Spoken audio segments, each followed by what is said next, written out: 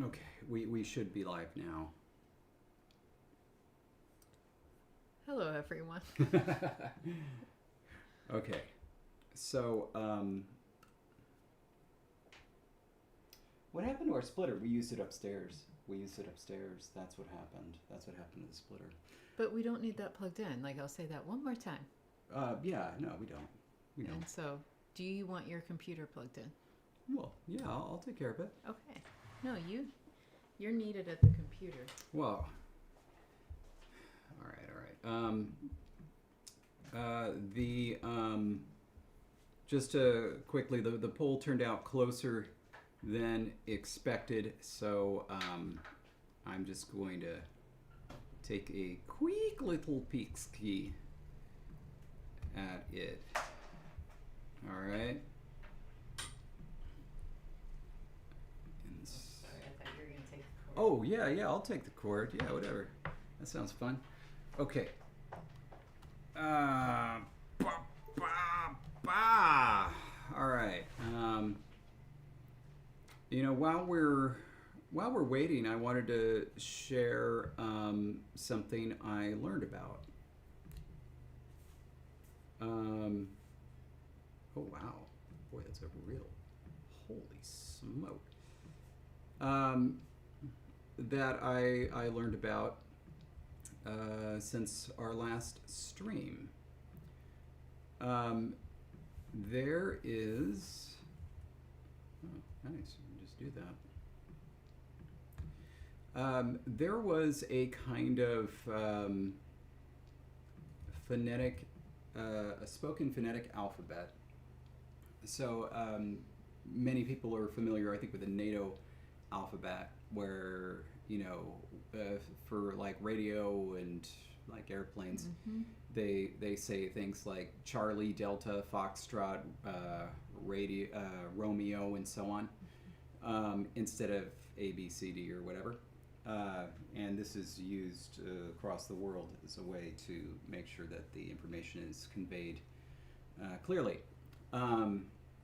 Anyway, apparently in America, there was an alphabet like this used by slaves to teach children how to read, and other slaves who didn't know how to read, because it was illegal, and so anybody hearing how do you spell this, like BACK, right? They would hear that, and they would be punished or reprimanded or imprisoned or worse.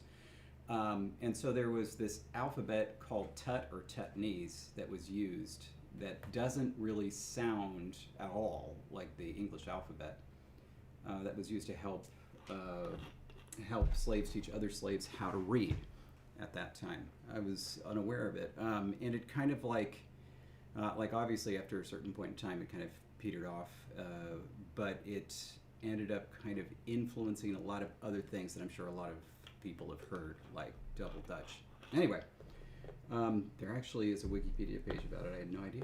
So I just wanted to share that. Okay, so now I have to do a little bit of addition.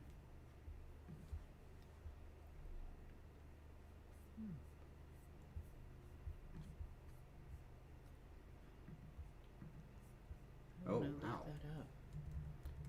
That is actually not as close as I thought it was.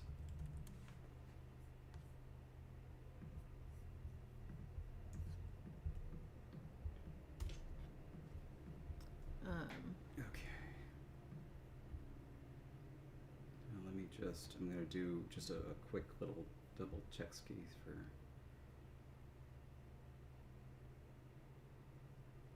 Yeah.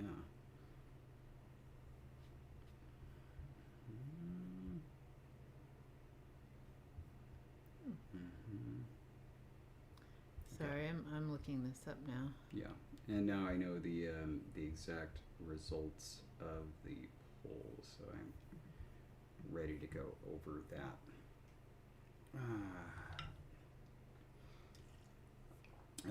Something that happened before our time, but that I heard about anyway. Saturday Night Live I mean, they've always done like this weekend update, where they had like a fake little news skit. They've always done that throughout its history, but in the 70s and maybe the early 80s, I don't know when they stopped exactly, but as they were doing this skit where they would, do jokes about the news, they would for years throw in this running gag where they would say, and this just in, a bit of breaking news, Francisco Franco is still dead. And that was it. That was the joke. Okay. Anyway, so I learned about that from my mother. Anyway, Francisco Franco, of course, was the fascist dictator who took over Spain. Oh, I was like, Yeah. didn't know. Yeah, and after he died, the monarchy was restored in a way. All right, let's put this over there. Let's do that.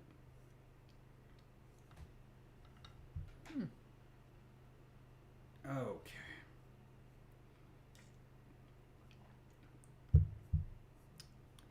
Okay.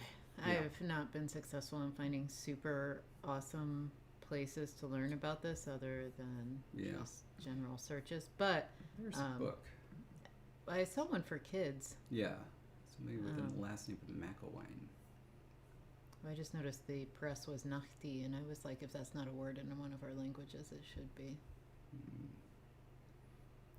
Something I really like about it, and I have no idea if the source of this was mathematics or it was just a coincidence, but unlike the NATO alphabet where you just use all of the letters for spelling everything out, for doubled letters they substituted the word square first. Oh, I saw that. I Yeah. saw square lol.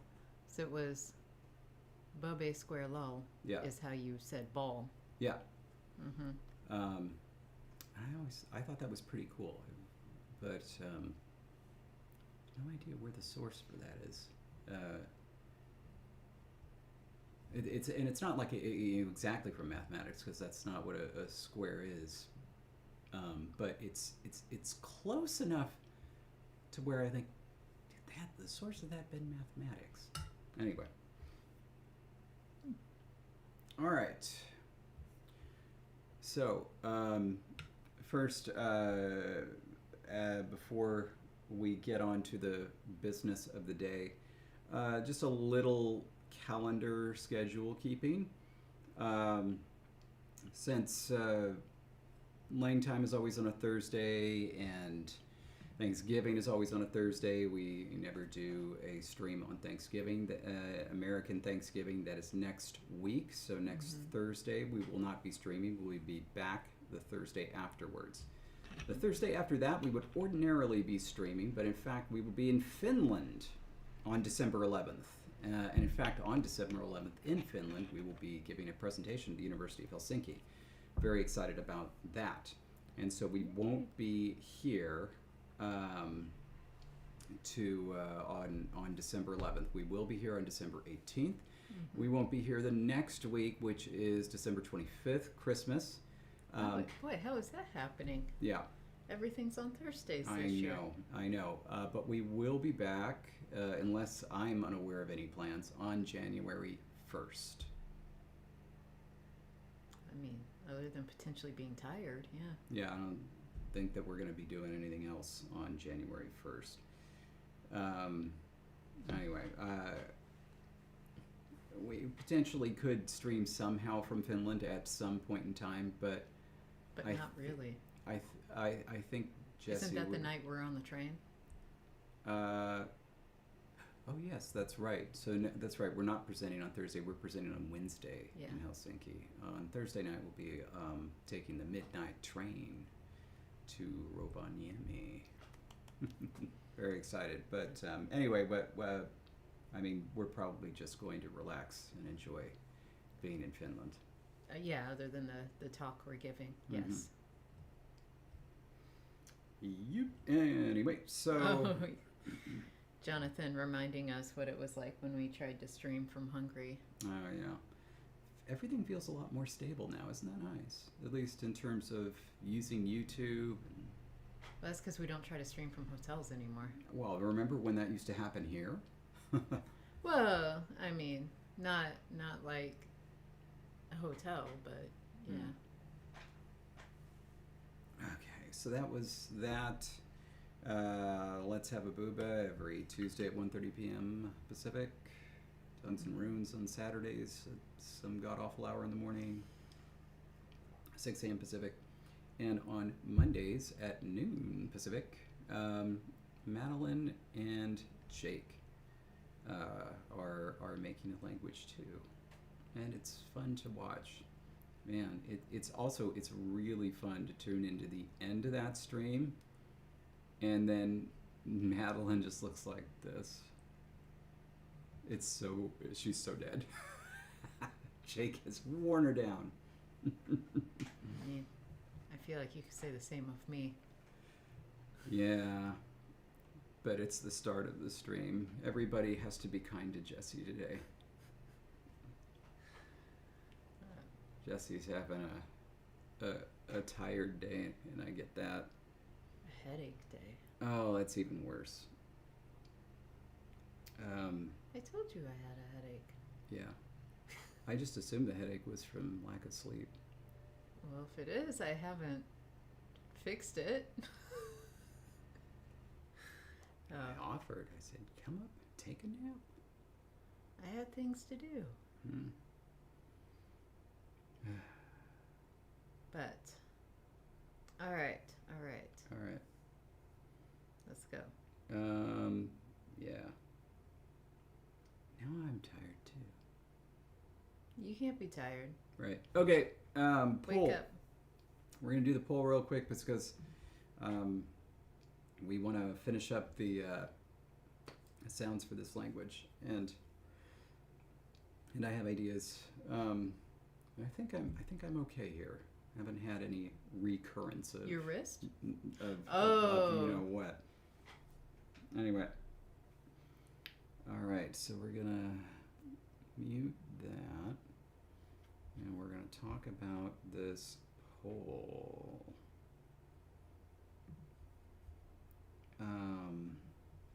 All right, so what were we doing? You were giving results. It was, yeah, I'm just discuss the end result of our voice stop lenition. Voice stop lenition, that's what we're doing. Okay, so we were gonna lenite our voice stops in between vowels, because we're leniting the voiceless stops, and we've already decided how we're going to do that. They're going to go to voice stops, but what happens to the voice stops? This, of course, has to happen first to begin the lenition chain. So we came up with some options. First option is the easiest. They just become fricatives in exactly the place where they ought to be. Yeah. And so we have va, the, and r, since the D is dental. That was the A1 option. The A2 option was to do the same thing, but to change it to a Z instead. So va, za, and ra. Those were kind of otherwise the same. B was familiar sounds. So in other words, it's kind of like that, but we do the most familiar, family-friendly sounds possible. So instead of va, we go to va. Instead of the, we go to za, and instead of r, we go to wa. So that was option B. Option C is we go all in on approximants. The B goes to a wa, the D goes to a la, and the g goes to a ya. That is, it's close to the palate, so it goes to a ya instead of a wa. Well, I mean, I was the one who suggested that, so you looking at me and going, I think it was the L that's bothering me more about this. I don't know about that L. But let's just see what happens. Then we had kind of a mix and match option, which I thought was fun. The B goes to a V, the D goes to a R, and the G goes to a W. All right. So those were the choices, and we actually did have there were 5 of them. We had a very clear winner. It just, in eyeballing it, I couldn't tell if the winner was very clear, and I also guessed the wrong winner. Really? Yeah, just by eyeballing it. You know, it happens. So first, let's get one out of the way. Nobody voted for A2, not a single person. Nobody liked the V, Z, R. Everybody who enjoyed the A option preferred option A1, V, R. But that was otherwise in last place. In third place was mix and match, the V, R, W. It didn't have a strong character, I will say. So I can understand why there wasn't a big preference for that one. This came down to B and C. And again, I had to pull out the results to make sure I knew exactly what the winner was. And it turned out, I don't know, I think just the image of the polls tricked me. The winner was quite clear. It was a pretty strong margin, but I just thought it was closer. Or that, in fact, it hadn't won. I was wrong. In second place, we have B, familiar sounds. And so, see, the approximants won. And so we have wa, la, and ya. So there we go. All right. All right. Okay. So that is done. Gonna do a little of that. Gonna pull this up. And we're gonna write that into our sound changes.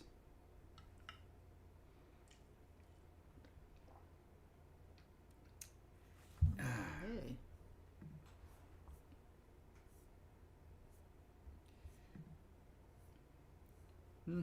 No, not me. I'm fine with. I am finer with G than D la. I think that it really should go the other way. L should go to D, and only in certain environments. D going to L is weird. It's just weird. But you know what? It's too strong for you as like one of the coronal consonants. It's no, like I am semi-tempted, and I know that there are divided opinions about this. We're gonna go to the index diachronica. I just want to see. And just give us regular old plain L. Okay, look at this. L going to D, L going to D, L going to D. Let's show me. I want to copy. No, I just want to copy the text. How do I copy the? You know what I want. You know what I want. Okay. Hold on a sec. Okay.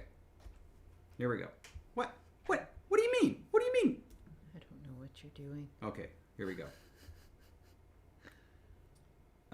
Okay. So we're looking for D to L.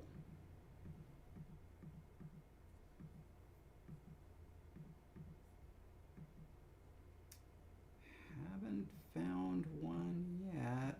Yeah, but have you also found any anthropomorphic bat speakers in this data set? No, I haven't. So it might be a skewed data set. Maybe. No.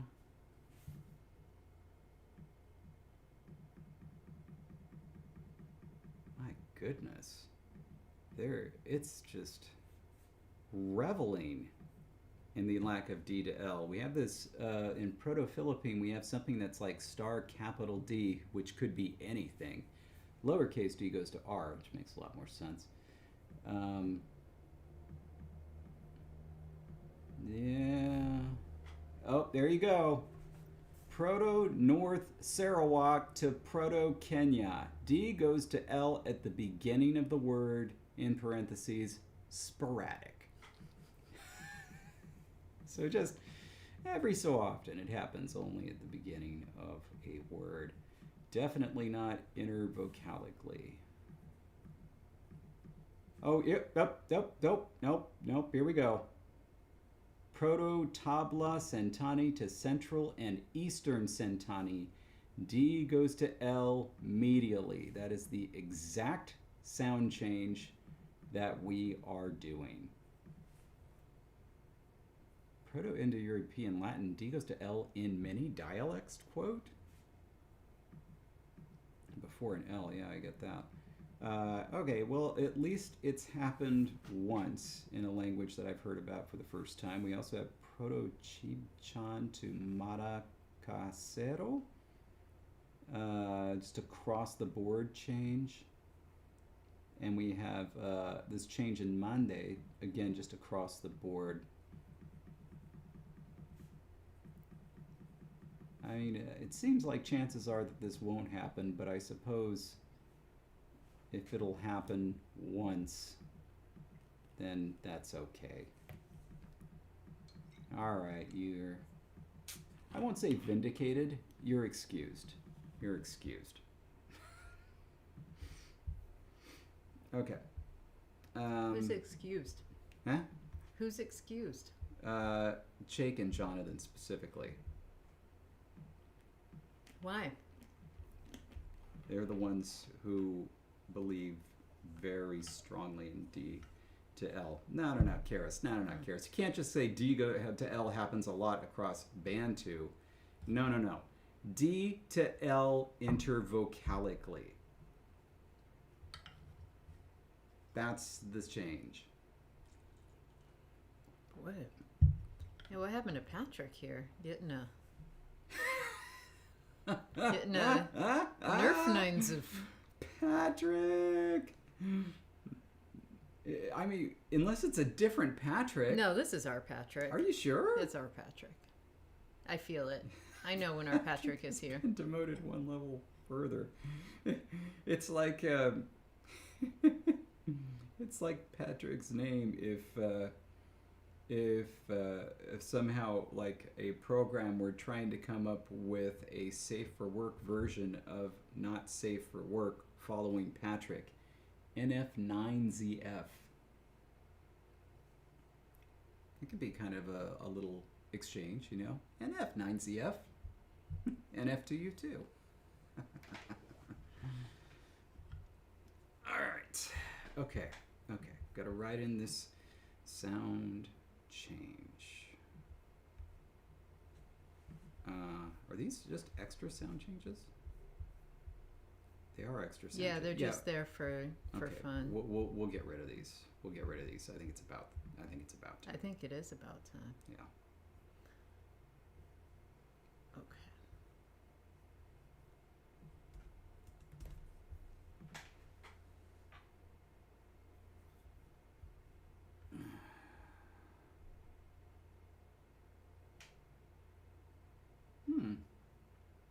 By the way, Magpie, do you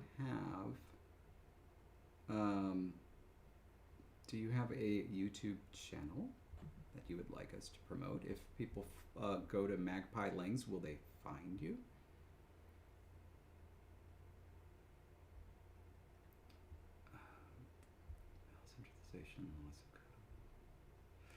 Have we written up everything that happens yet? I don't think so. Because had we made a decision about the affricate to geminate fricative, that was on the list, right? Yeah, that was number 2. Boy, that's a lot of...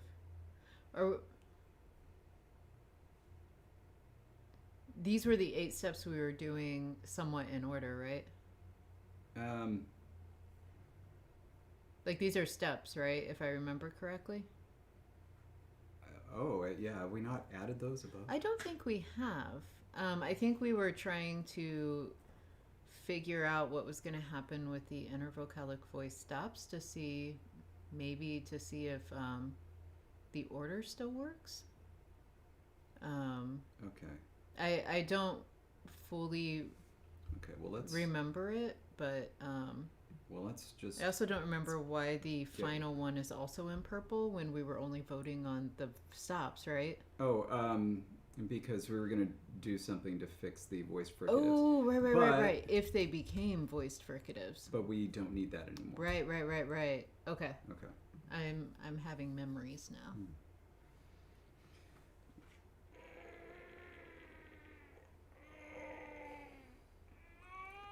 I hope everyone at home picked up on all those noises. You good? Yeah, I actually don't even know if those handsome gestures probably... No way, because all they can see is like, they can't even see your shoulders, really. It's like the lead up to your shoulders. Oh, you are missing out. Now they can see them. Oh, don't forget this one. Okay, David. We're supposed to be family friendly. By the way, you like the shirt I'm wearing? Look, I love your shirt. Yeah, it's a Vampire Academy shirt. I haven't worn this in a while. I know. All right.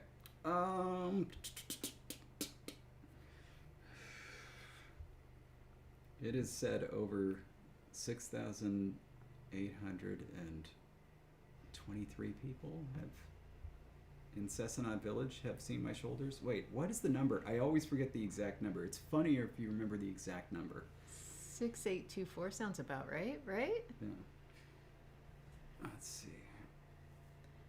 Nobody at home saw your Vampire Academy. Vampire Academy logo.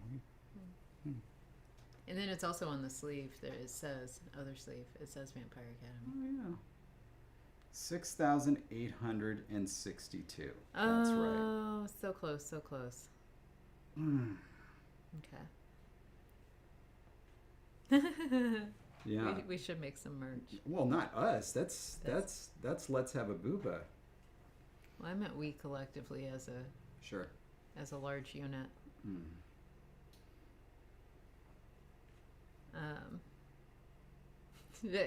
Yeah, David, why don't you make that your pin? And we then should you all won't change forget. that to our pin. We'll never forget the 6862. Okay. All right, so just to be clear, we haven't done any of this. That doesn't sound like us. Okay.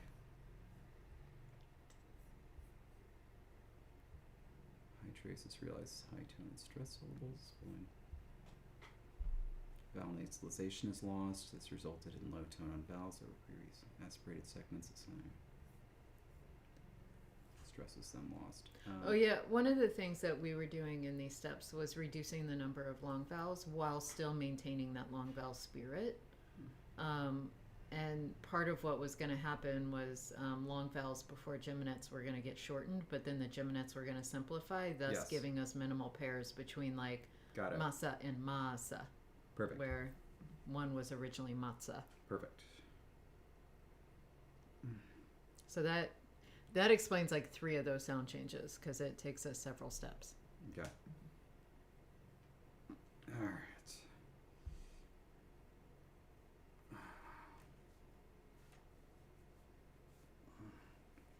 Oh, I just want to throw this out here. If you ever are in Orange County and you head to the Catella Deli, they have a soup called chicken in the pot. So good. It's got matzo ball, it's got kreplach, it's got chicken, it's got everything. It's a meal. Okay, so the only thing I want to determine is if this should be in between rules 9 and 10. Oh, up there, right. I was like, babe, it only goes to 7. Loss of either that or between 7 and 8. Okay. So, how will this affect? Okay, so these voice stops are only going to be affected intervocalically, so it won't affect Rule 10 at all, right? Yeah, I think something I do want to do, I'm just going to throw this in. Let's do rule number 1 after rule number 7. And then we'll do the rest elsewhere, just because it's a coda thing, and I want to put those coda things together. So This will be easy and won't have any unintended consequences. This will be I think affricativization. Is that how you say that? Yeah, so like, you know how like there's no, like aerobic and anaerobic. Oh, yeah. No, you need the consonant. Affricativization. I see what you're trying to do. Okay. I did not understand. I'm just gonna do C plus, I don't know, spread glottis. Is that how you do an affricate? Or is it delayed release? No, I don't remember. Yeah, I think it is delayed release, isn't it? Let's just go to consonant minus delayed release at the end of a word. Any and all affricates are simplified to fricatives at the end of a syllable. No, wait. Any and all coda affricates are simplified to fricatives. Period. So it's either before that or that. There we go. Okay. Bingo, bango. And specifically TS to S, DZ to Z, and KX to X, yeah? Yes. TS, DZ, and KX. Those are our three. Wait.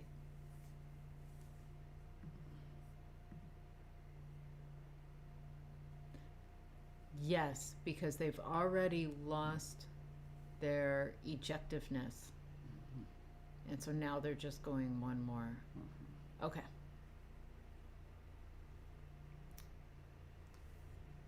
That is a nice emoji. Is that just, Tinguish, is that just nodding?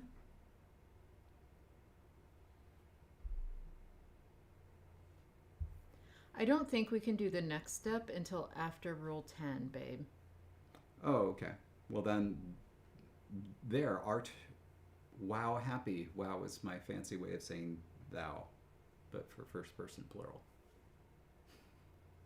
To me or to something they said? To us. Oh.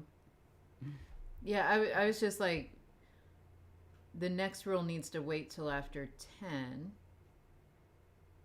because we need those affricates were losing adjectives and affecting tone and intervocalic. Like, I feel like that would be necessary for if, you know, as we're building larger word units, like I feel like we want those to be present before we kill them all. Yeah. Now it can happen before 11 or after 11. That doesn't matter. But I think it just, we still need those onsets, those affricate onsets. Yeah. As of Rule 10. Yeah. I want 11 to be our last rule.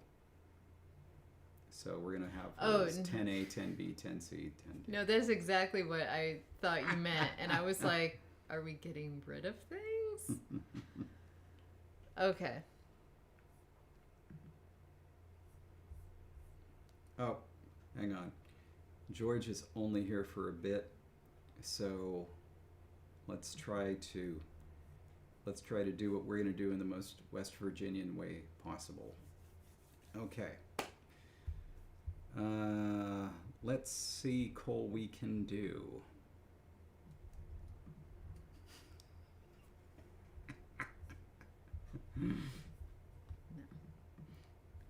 Yeah, actually for our non-American friends, you know, West Virginia has a proud history, and that the entire reason that it exists was because it wanted to side with the Union during the Civil War. That's the reason there is a West Virginia as opposed to just one Virginia.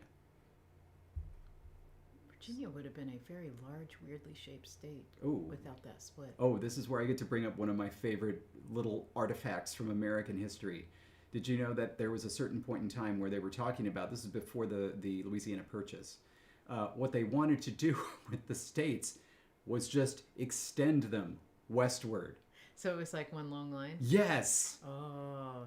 And this is why if you look at states that are next to each other, like Tennessee and the one next to it, I never remember what it is. Missouri. No, on the other side. Oh, you mean like North Carolina? Yeah. Why it looks like there's just like an arbitrary line between them, and then otherwise it's kind of a strip. It's because that was the original idea. It was just going to be like long strips going all the way across the entire country. That's wild. I gotta look that up. Yeah.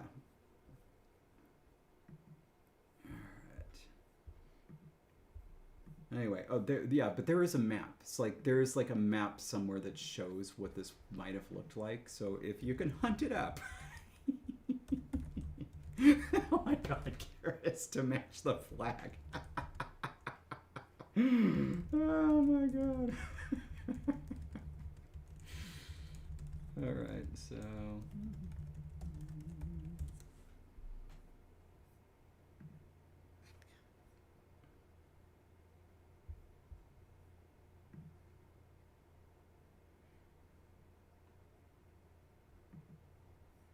Let's see.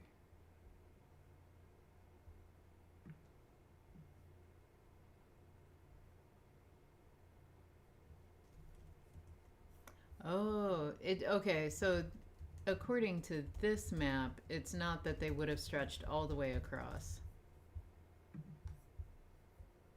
It's just they would have extended to the Louisiana Territory, which would have remained one state. Ah, the cession. According to this map. I don't know if it's right, though. But some of these states are very funnily stretched. And Missouri is floating where Montana is. The states are like prone chili.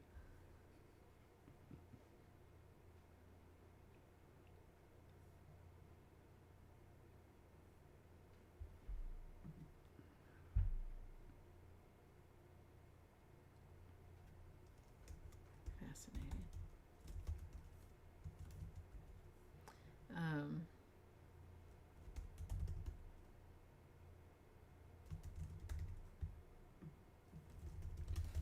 Africans. Geminid. It's a lot of funky maps.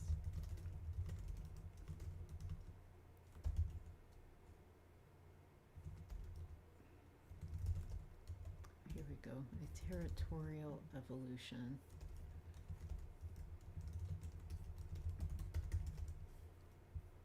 Woo! Oh, this is fun. There's a whole little animated thing. Virginia at one point, like, just kept going west and north.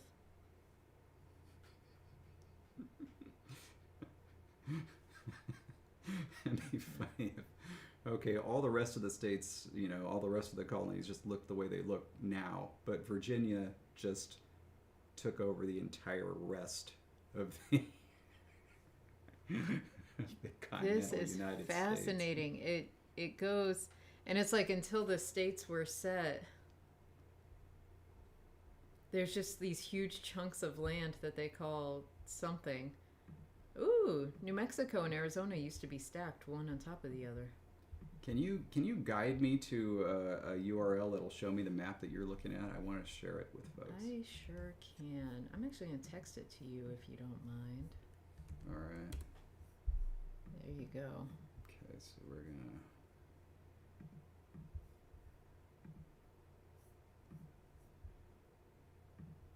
I'm enjoying that. Okay. That. And make sure you're showing the right thing. Yeah. So is this like an animated thing? It sure is. Okay, well, we're just going to have to show it for a while till you get to see all of it.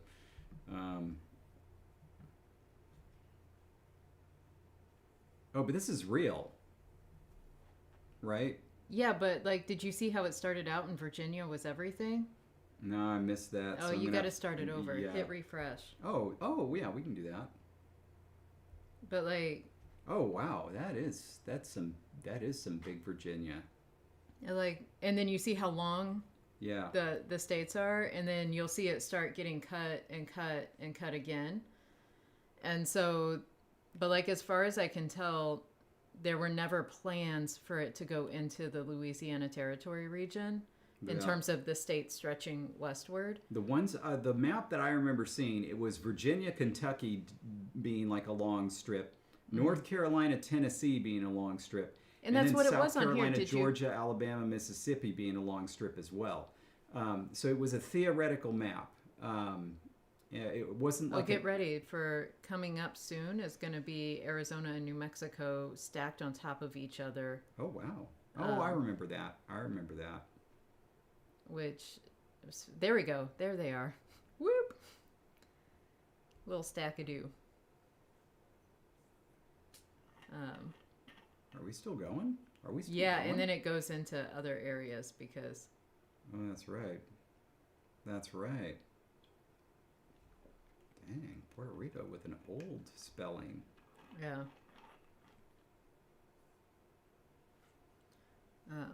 Yep. All right.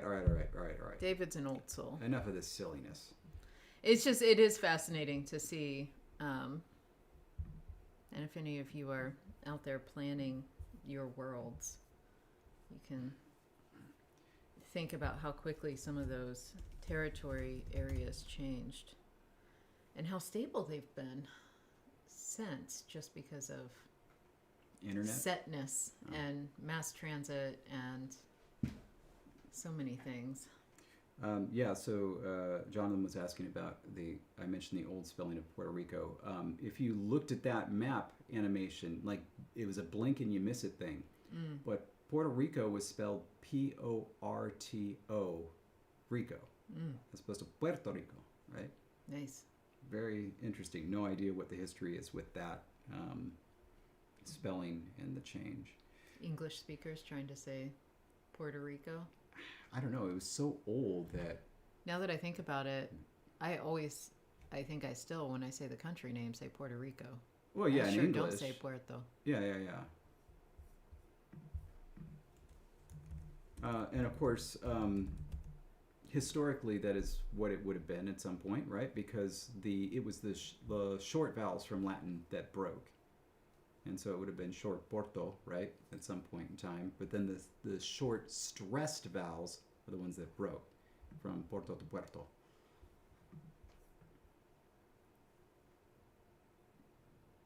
Oh, 3 of 1898. Oh, people are sharing what I'm looking at now. The name was changed back in 1931 by me, Davila. Okay. Fascinating.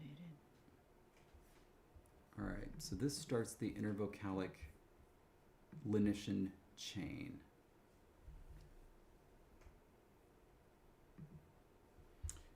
I'm going to name these differently. Intervocalic lenition 1, affricates. And now we're going to have intervocalic lenition 2, voiced stops. And then 3, voiceless stops. Plus voiced, minus continuant become, what do you call approximants? Approximate? No, like, what's its feature? Oh, I don't do features.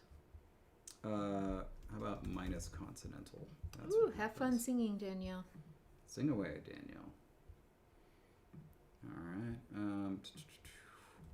Voiced stops become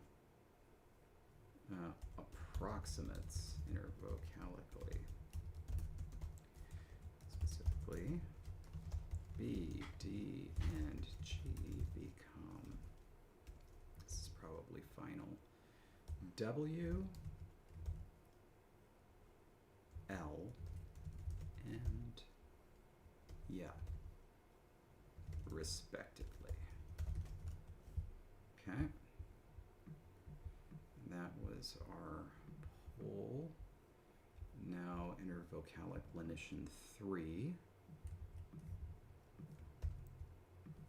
Voiceless stops.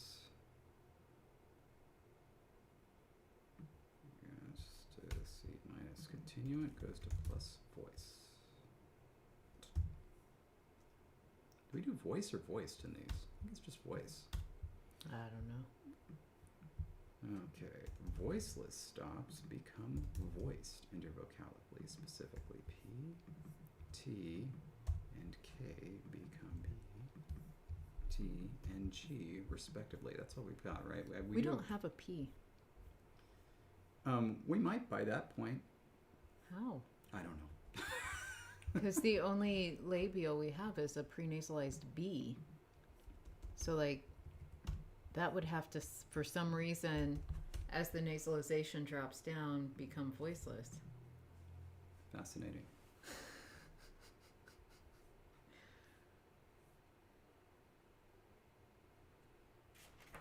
Did we just kill B? No, I think we have B at the beginning of a word.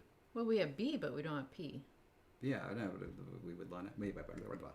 Yeah. That was a Miles. I did a Miles. All right. Okay, that's that. And then long vowels are going to shorten. Yes.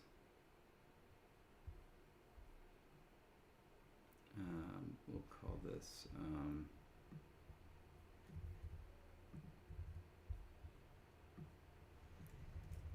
vowel shortening.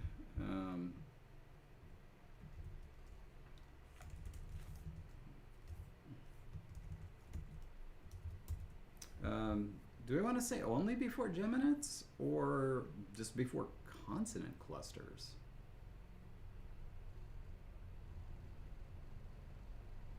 That's a good question. What are the consonanquences?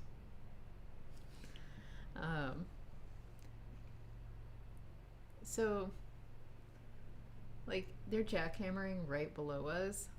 I don't know if you all can hear it.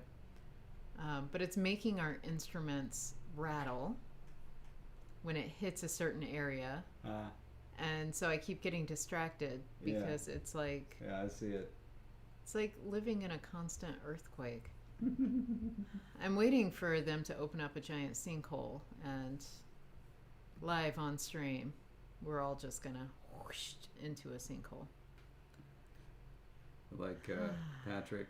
Just have a sound change rule that's like Z goes to P or something and then never justify it. No need to justify it. There's an obvious connection. Mm-hmm. That's how you get the P in pizza, right? Obviously. Because it used to be Zitza and then... Yeah.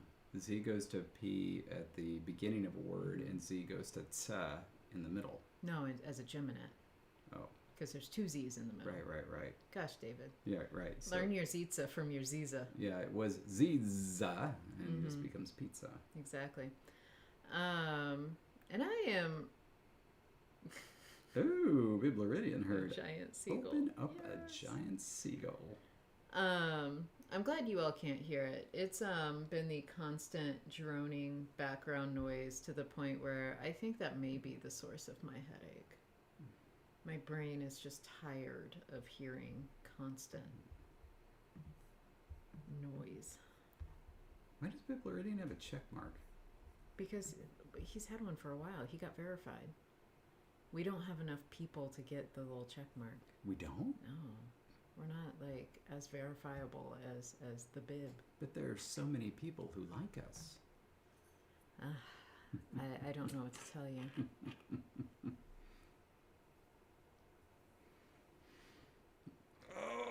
Alright. So, David. Oh!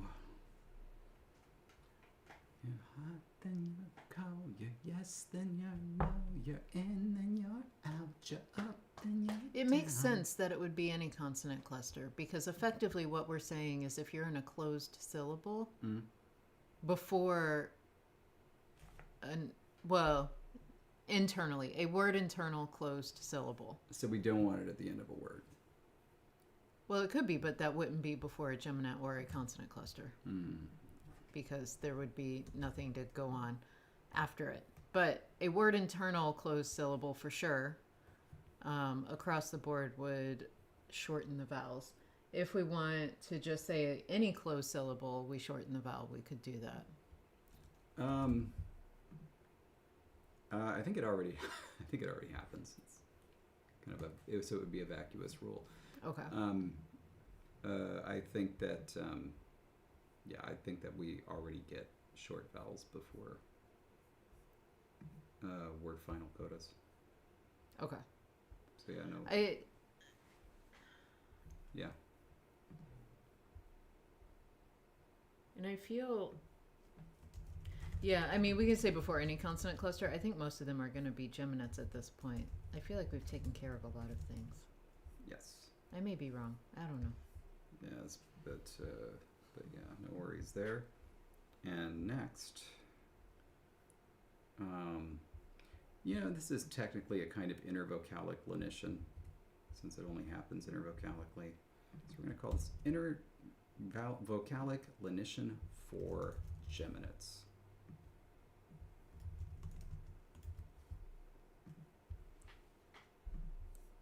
And let's see, subscript. Boy, David.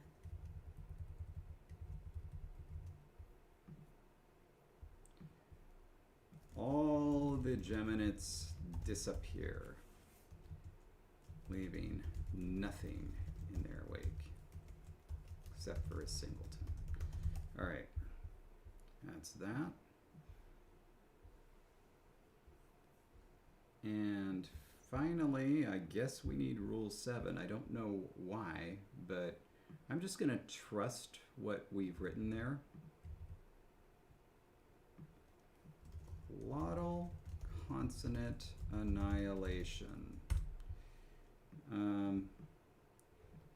C plus glottal goes to blammo after a consonant.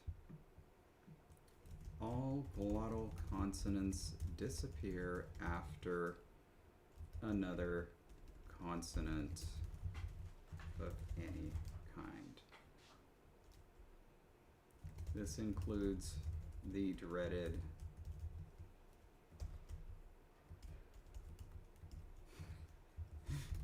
H glottal stop sequence, since I think that can actually happen. Potentially. Yep. So, is going to become aha. Makes sense. Yep. Whereas aha is going to become Also makes sense. Good with that. Okay. Oh boy. So we got that. There's a few more things. Did we do anything with Portuguese vowelshness? Not yet. But this is our list. This is the list we needed to get through, and we got through it. So I think we should leave it at there for now, and then move on and see what we want to do, because I do want to do something with Portuguese vowelshness, but you know what? It's time to celebrate. Unless. Oh, I was just going to get rid of, we figured out what to do with a stop followed by H. Yeah. We've gotten rid of quite a few long vowels. We've done intervocalic lenition. Mm-hmm. This is the only thing other than Portuguese vowelshness that is sound related. So yeah. All right. You ready to celebrate? Mm-hmm. Okay. So is this little guy. Hello. We need to get a little hook for this guy. It's got to walk up the stairs, man. Yeah.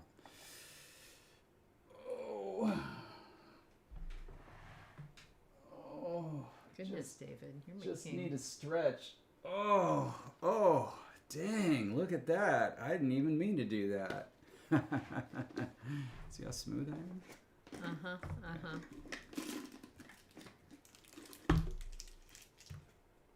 Ready? Or do you just want a hand? I just want to hand it. I thought so. There you go. All right.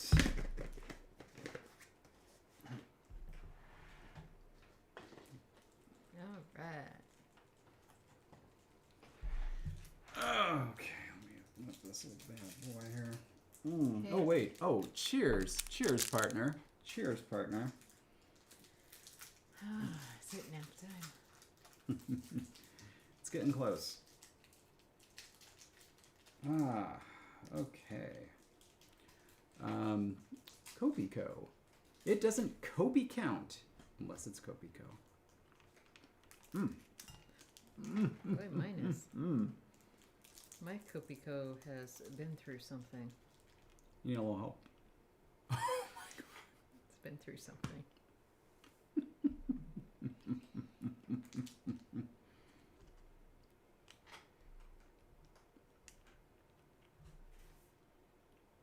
All right. What's up next, David? All right. So now, let's talk about Portuguese vowelshness. Do you want to? Nah, let's wait. All right.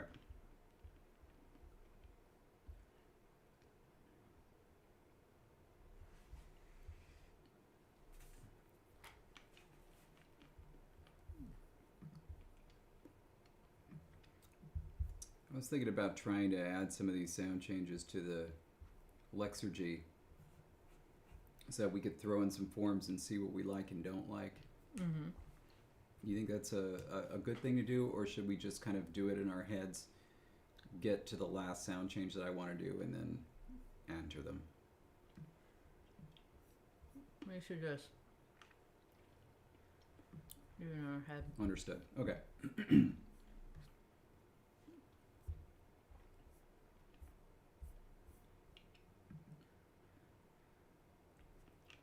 This one's a little soft. Mine was perfect.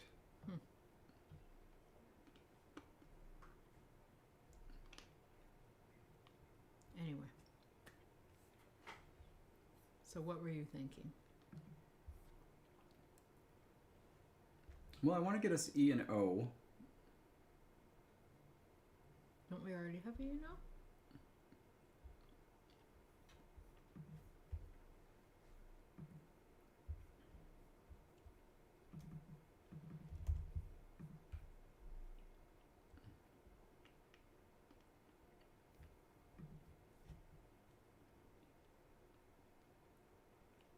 I want more of it.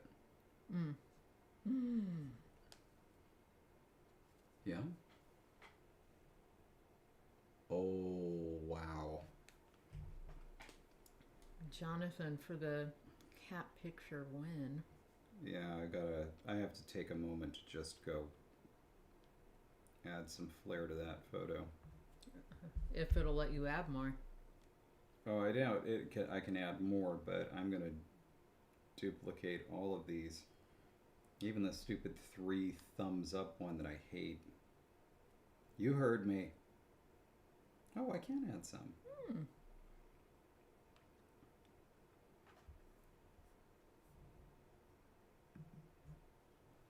Nice.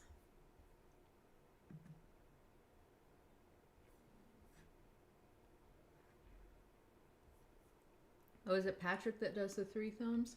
Yeah. Whoa. Wow. Lavuna's fur has like... Lavuna's fur has changed and Wow. she's grown. Yeah. Yeah.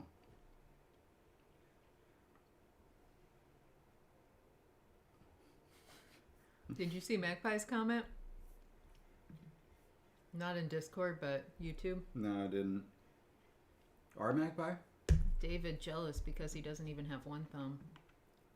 Yikes. Boom! Okay, but I also don't like the 3 thumbs up. It's just silly. Yeah. I actually don't like the thumbs up or the thumbs down really either. Yeah, kind of an unrelated thing that I don't like. Like as the little things. I'm fine with it in real life. It's just... The emoji people, both the faces and the actual people, I don't like that they added the skin tones to it. I like that they were all just yellow, like in this really bizarre yellow that was clearly not any identifiable human being. Yeah. I think it should have stayed that way. Anyway.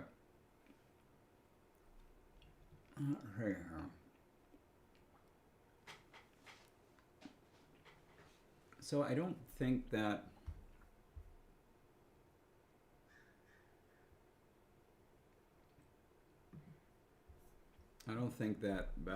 we're going to get these labial velar consonants except where they occur on their own. So just going to leave that. So one thing about losing stress and getting tone is that you can't target stressed syllables anymore because they don't exist. Or you can't target unstressed syllables anymore.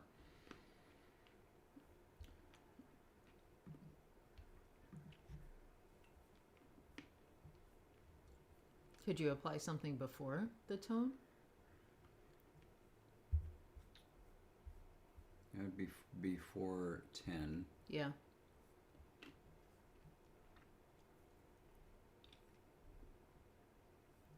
Yes, we could. Because the vowel centralization is where we get the introduction of these vowels.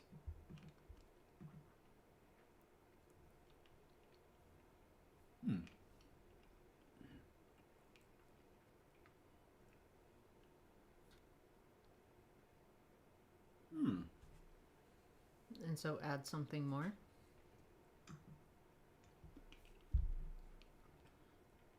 In closed syllables in general, they could go to more central locations. You know, like, I don't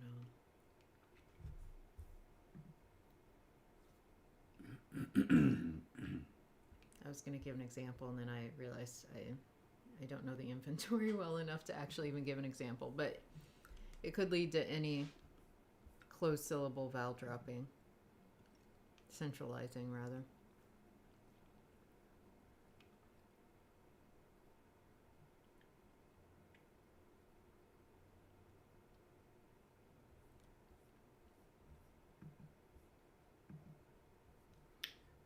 Part of the problem is if you target stress, it might end up doing more than you intended.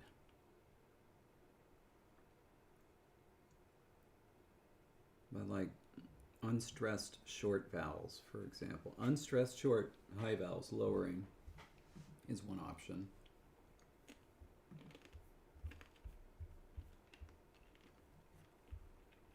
Here, I'm going to put this down here.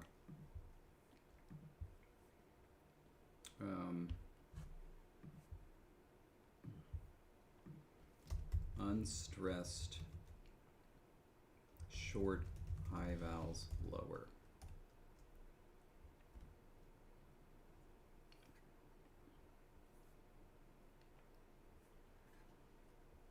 High vowels in closed syllables lower. This one is stress dependent. If it's not stress dependent, it won't say that. High vowels at the end of the word lower.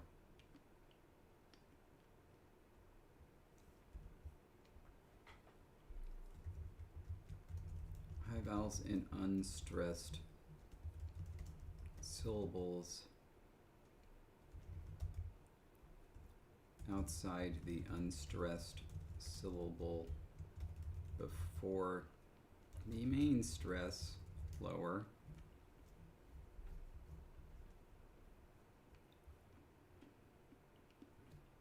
Babe? Yeah.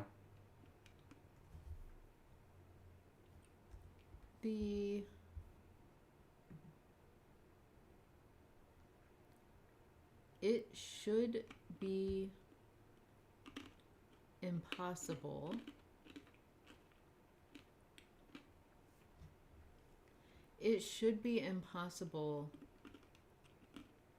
for a vowel in a closed syllable to be long. Okay.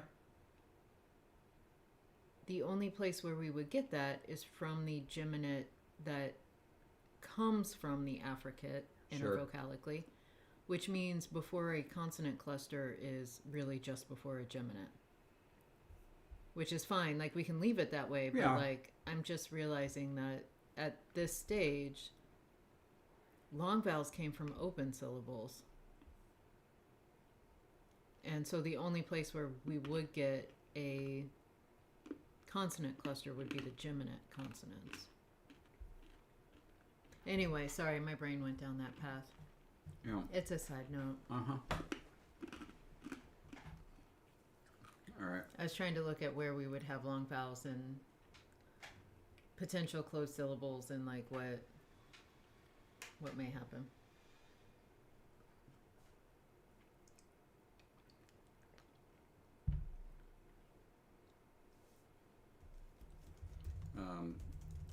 Vowels and unstressed syllables lowered unless A were the first sound of a word. All right. By George! All right. Those are some options.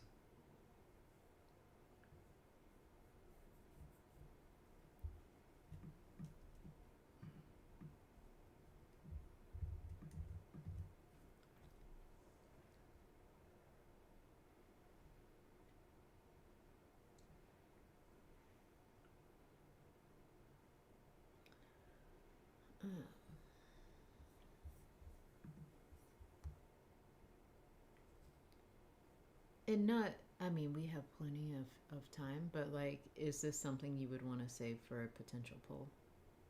No. Okay. I want to get this done. I want us to move on, and I want our poll to have something to do with not sound. Okay.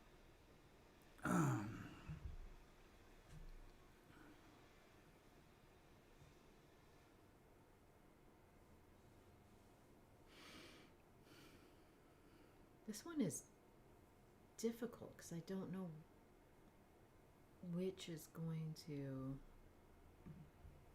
result in the frequency with which you would like. Yeah, I don't know either. That's why I wanted to try to get it in Lexergy or in some sounds, but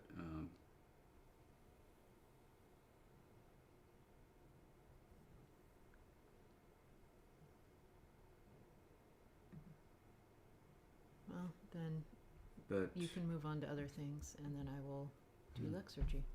No, I don't want you to do that. Stay with me, please. All right. I need some. I have too many things. I know. There you go. That's enough. There we go. I need your energy. My energy was depleted by waking up.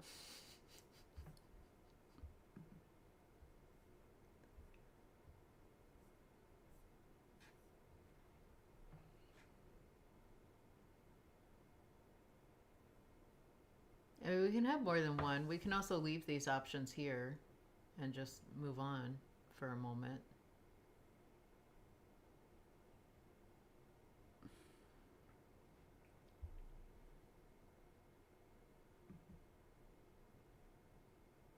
It's not enough.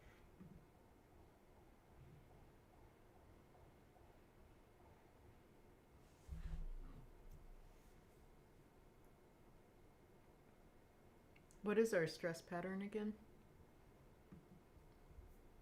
Oh, it's weight dependent plus awe dependent. Yeah. Which means we're going to have a lot of unstressed high vowels because if there's an ah, it's going to steal the stress. Yeah. Unless that high vowel is in a closed syllable. Yeah. And so that should give, I would think, a fair amount. Yeah. Without overwhelming.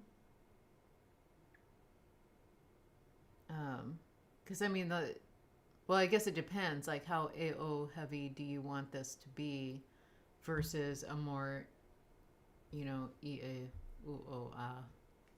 Yeah. So like here, if we had this protoform, okay.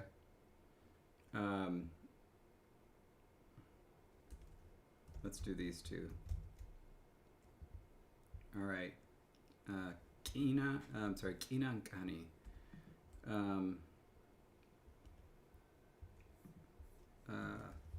Hold on.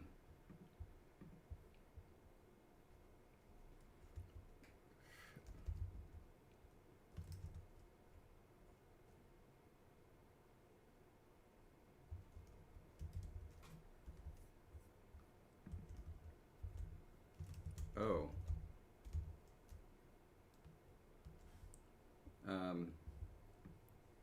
Hold on. Oh, and best of luck to Madeline as she does publishing prep work. Our Madeline? Yeah. Is it default to the final syllable stress?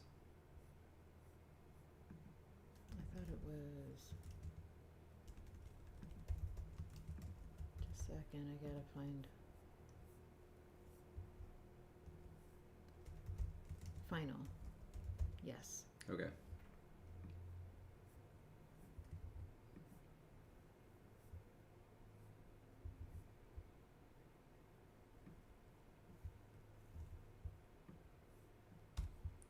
This will just give us a small little token of an idea.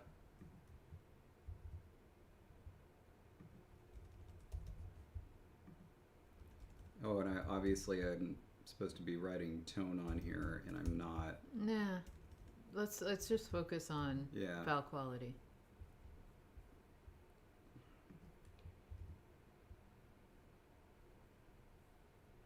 Already, babe, I like one the best. It makes sense to me. It seems to me like if you're getting, like if, with word final stress, especially if 3 would happen before we lost stress, it just seems weird to me that you would drop that vowel that's stressed.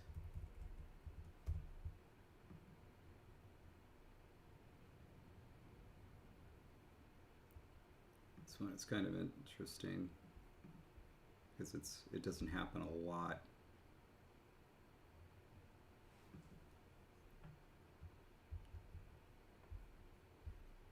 And this is basically the same.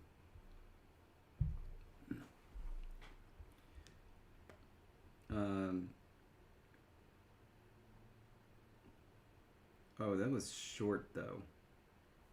This is short. So actually none of these would reduce. Oh, I was just thinking unstressed. Yeah, that's my bad. What do you mean that's an error? Oh, I used the wrong apostrophe.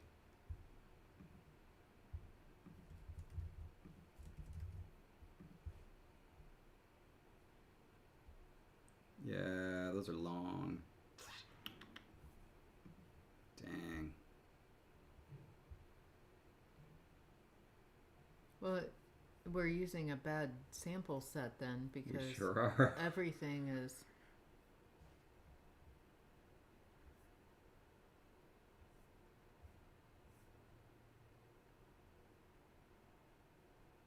What if this happened though before the corollary rule?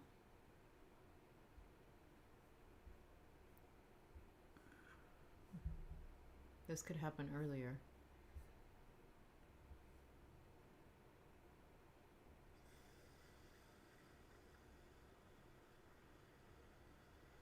Yeah.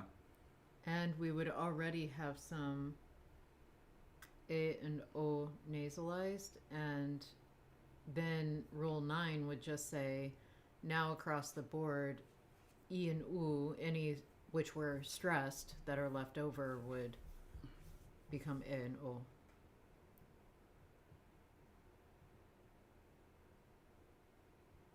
So rather than vowel centralization driving the lowering, it's the lowering that drives the centralization. Yeah. Wait a minute. Most of them would already be lowered. Yeah. That's kind I mean, it would be, if they're stressed, they wouldn't have been lowered. What would happen if we lost the coda glottalization till later?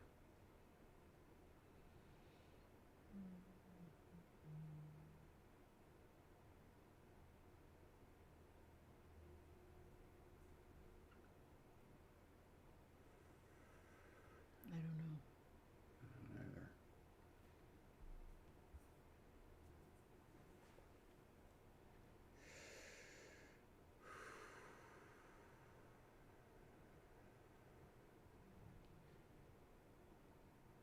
Boy, this is a toughie.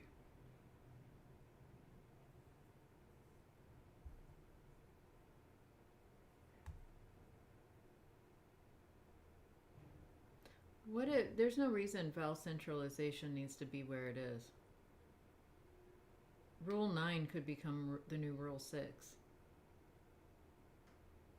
So vowels nasalize. Then there's a movement in vowels. Then we lose that consonant prenasalization. And then we could have more vowel shifting, because at that point we've got, E and U already going to A and O. Then we could get more of that. And just to be sure, did you mean vowel nasal centralization, whatever? That should be the new Rule 7? 6. It comes before loss of prenasalization? Yeah, because vowels nasalize before prenasal consonants. Oh, I didn't is already see Rule 5. Yeah, Rule 5. Rule 6 doesn't really do much for us in these positions, because basically that nasalization just disappears when it's following a vowel. Okay. But this would make it so we could get some vowel shiftiness happening before that loss of coda glottalization. All right. Let me try that, and I want to see if anything breaks.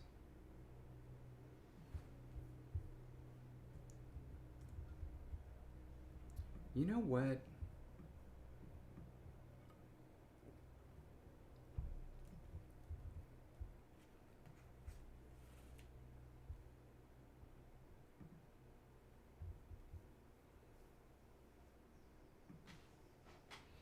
Doesn't look like anything changed. Okay. Because I don't think there's any real reason that it has to go where it is. So changed. Okay. But yeah, I tried it in Lexergy. I tried just pasting it up top, and it didn't seem to make a difference. So.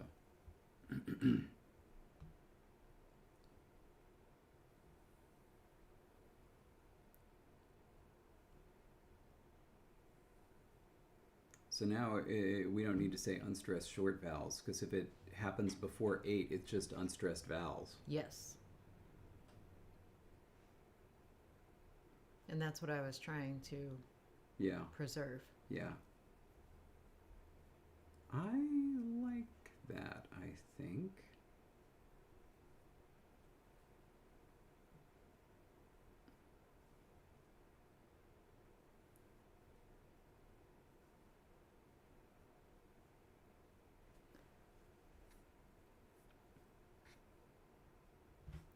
Had we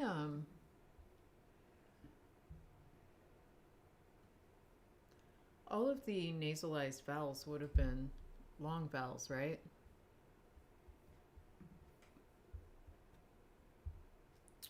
Well,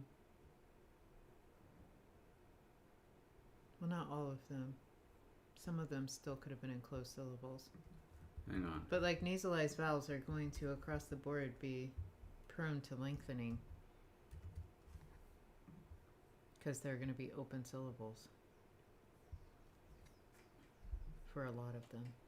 Yeah, but like for example, with a protoform kim, which is possible, it shows up as gape, short. Right, because it's not an open. Yeah. But like ki mba would show up lengthened, right? Geba. Yep. Okay. All right, let's do it. Okay, we're gonna do hmm.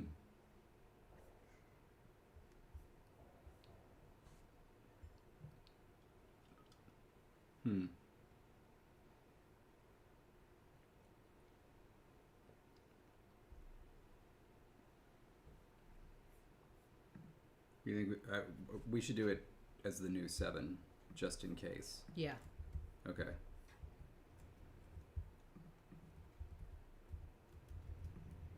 Okay. Gonna change this from vowel centralization to vowel centralization 1 and 2. Okay. V goes to minus high. How do you say when not, or how about V minus stress goes to minus high? The oral vowels E and U lower to A and O respectively. When not stressed. Okay. Next and final question. Jesse, do you want to introduce the possibility of Finnish breaking to the long mid vowels? Can you remind me? So in the history of Finnish, A and O don't exist and Ö in modern, right? became Ie, Uo, and Ö. That's where we get. Okay. Yeah. So like kieli used to be keeli.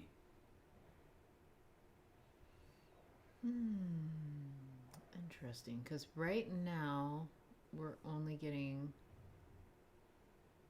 vowel shortening in certain places, so we would still have a lot of vowels. So we could get diphthongs instead of having so many long vowels.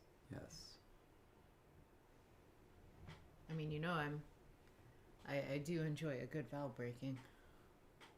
So sure. All right. So it has to be after the introduction of long vowels. So it has to be anywhere after 9. Yeah. Tiny Genesis? Does Tiny Genesis affect it?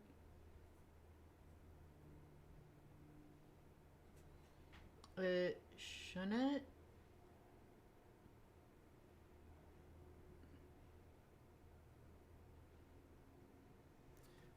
Let's try making it 12. Now, mind you, there's going to be some. Maybe not. Maybe this will be fine. Maybe this will be fine. My question to you is. Okay, just a second. Let me see if I can figure out a protoform.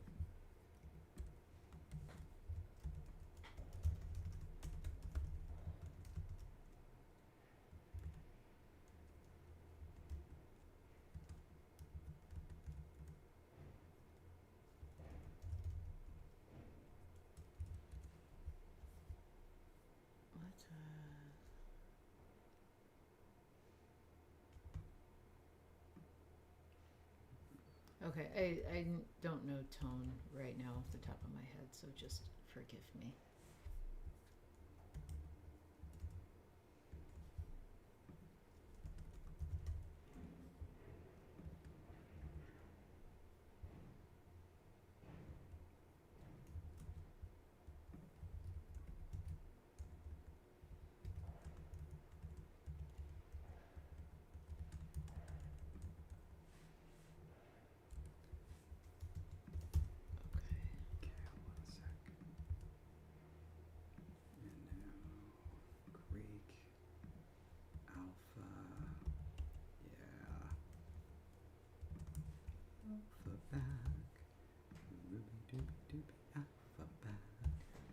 Okay.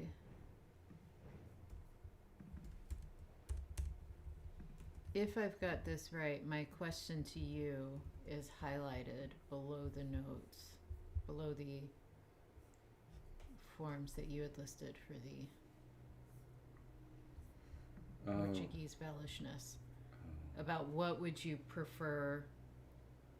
Because if we wait until after Rule 16 to do the long mid-vowel breaking, we would get forms like gesa with tone that I have not marked, versus, having kiesa and therefore unaffected by the gemination. I don't know. Which do you like?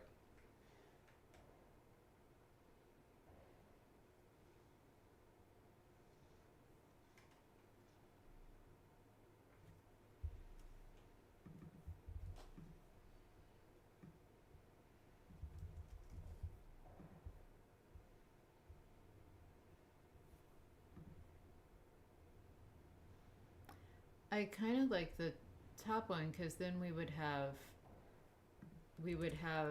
distinctions between kesa and kiesa, where this one would underlyingly kesa would have that geminate s, which gives us the just kesa, versus this having an underlying. Wait, did we have an underlying S? No, we don't. We don't have an underlying S, so that would be impossible. You can just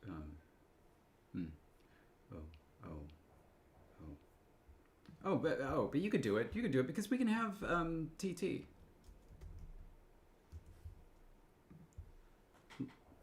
Like we can have actual geminates in protoforms. Okay. And then those geminates would be lost at the very end. Okay. So like keet, keeta. Yeah, I know. This is why they get lost. Yeah. So yeah, it could happen. All right. So then that means we should do this rule late. It wouldn't lengthen anyway. Why not? Closed syllable. If there's a geminate there, then the rule 9 gets blocked, because the vowels lengthen in open syllables, not in closed syllables. And so it would never be a long vowel there anyway. Well, which means it's a moot point, so it doesn't matter anymore. And so it doesn't matter where it happens. Let's make it late anyway, just for the hell of it. We'll have it happen right before Mateus's rule. Because those are our two favorite rules. Yeah. They're going to hold hands and run off into the sunset together. Mm-hmm. Long mid vowels break with AA becoming EA and OO becoming UO. Note that tone is preserved. All right. For the time being, I am happy to call this done. Woo!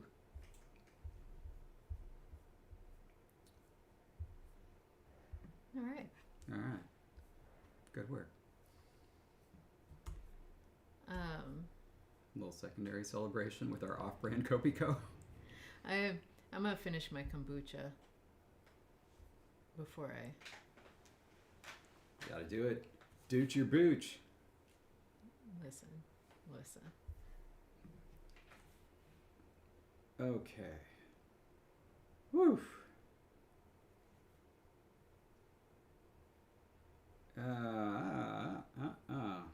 Yeah.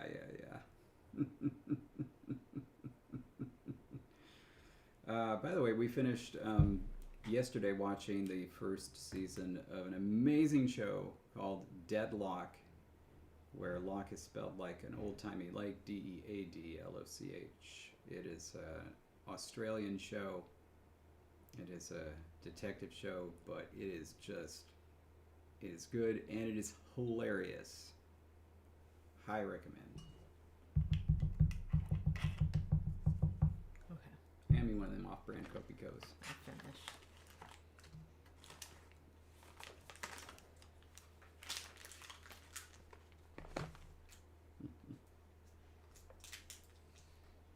Time for some... This one claims to be the original coffee candy. Both of our packages, I believe, say the original coffee. Premium Collection Bali's Best Espresso Candy. The original coffee candy. The original. www.fusiongourmet.com. That's what that whole mess is. I got it. Yeah. It's not as good. It's fine, though. Like, I don't know. But it does have stuff on the inside. Yeah, it's got a little burst of flavor.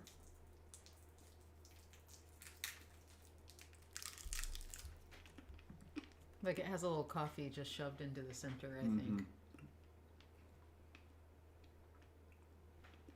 It's fine. It's a little more on the chocolatey side, and the chocolate is a little... You know what I mean? Not good chocolate. Yeah. All right. Okay. I don't know if you want to start trying to input those sound changes, but I think that we should lay out where we are going by starting with pronominal categories.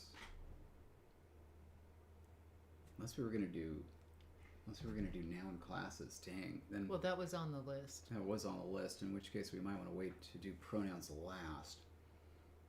But you know what's interesting to me? Swahili is very, very small, predictable, regular set of pronouns. Mm-hmm. First, second, third, singular and plural.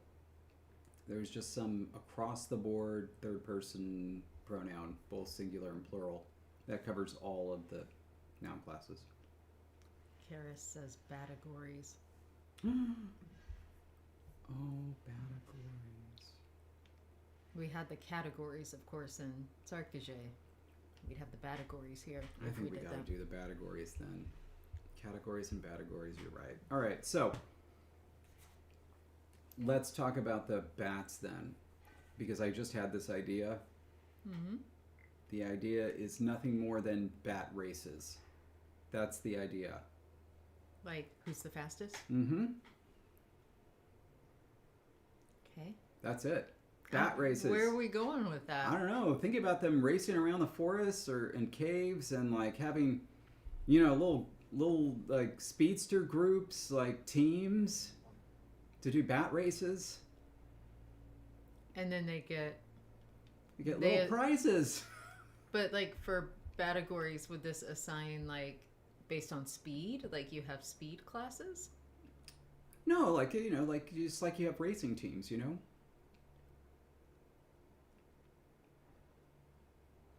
Yeah, I don't. I'm sorry. You know, we can have like, you know, one group is like the Leather Wings, then you have another racing team called the Rusty Goggles, and another How does team this extend to noun classes? called the Purple Stripes. I don't know. Are they random noun classes at this point? Because it's just... No, I'm just trying to introduce the idea of, you know, having kind of a racing culture that goes with the bats. Oh, I love that. And I don't know how that has anything to do with where we were It doesn't, going. and then they form little teams, Okay. little racing teams. Okay. Gotcha. And they each have their, you know, their own little uniforms and little matching goggles, little start lines, and Okay. yeah. Well, little scarves. Mm-hmm. Absolutely.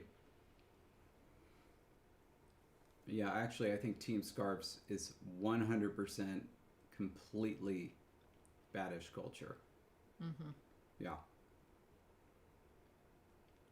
Could even have, like, family scarves and then, you know, team scarves. And that also means there's a rich history of knitting, weaving Yeah. kind of artistry Yeah. I don't know. to make these. I don't know if Biblaridion's still here. I assume he's long gone. But we probably are going to have a somewhat serious discussion of exactly how this bat physiology is going to work. Like, because their hands are in the wings, right? Mm-hmm. At the end. Yeah, so they still going to be able to do stuff. They can do stuff. They can do stuff, right? Like bats can do stuff with their little hands, right?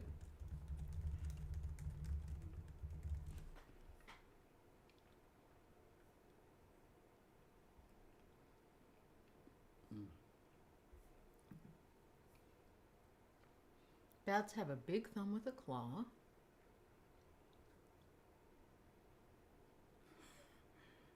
Biblaridion completely out of left field. There should be a specific form of bat racing that happens on treadmills, and the vampire bats win every time.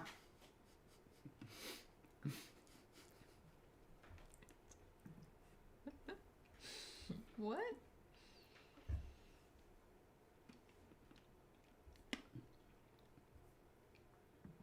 Well, of course the scarves would stay on upside down. They just, they just kind of knot them and then they just hang down.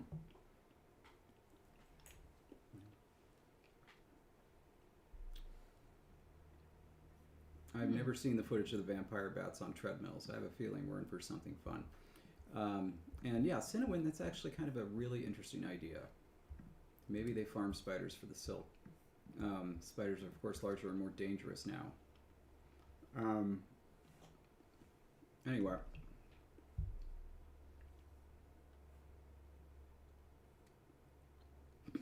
I needed you to know this is a thing on HBO Max. Season 3 premieres on December 5th. Season 3, everybody. Bat wheels.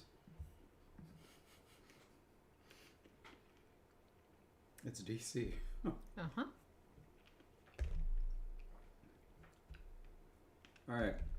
Bib posted the video in the Discord, but Bib, we really need your help. Can bats, like the bats that we're imagining, right? They're going to be using their hands to, like, do stuff. Like, will they be able to do that? Is it too unrealistic? Are they going to have to shorten their wings? Like, this candy doesn't break down as easily, and it's very hard, and I can't chew it. It hurts. Well, don't chew on it. I just have these little shards stuck in my mouth now. And they're not going away. If I could just chew them, they would. Well, you don't have to have so any vote more. down for that candy. They absolutely can still fly. Yeah, absolutely. I'm going to wash it down with coffee candy number 3. Oh yeah, those are good. Hey, can we do something absolutely crazy? That's like crazy that I don't think we've ever done on stream. Watch me get high on caffeine. There you go. Like, can we just call Biblaridion right now? I mean, he's here. We've done that. What do you mean we've never done that? No, but never impromptu. Well, see if he picks up. All right. I don't know how, sound is going to work. Yeah. That's always an issue. Oh my God, it's supposed to be raining all evening? All right, here we go. Calling Biblaridion using the phone a friend option. Let's see. We hear it ringing. We're going to find out if Bib's going to dish you and not answer. Something happened. Oh, Bib's getting a microphone. Oh, okay. So hang on. And the jackhammers have started up in earnest. Mm-hmm. Mm-hmm. Woo, welcome back. And if I remember correctly, you said there was no specific pronunciation that you aim for. So I'm going to go with Aijaha. Welcome back.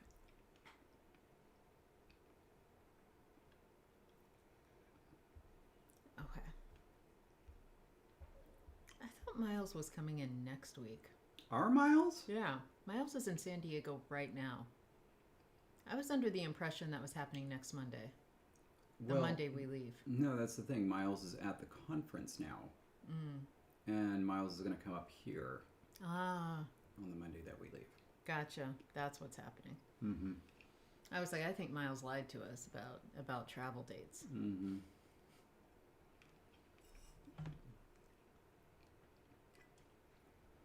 By the way, just as let everybody know, we have gotten our registration for Worldcon in Anaheim next year.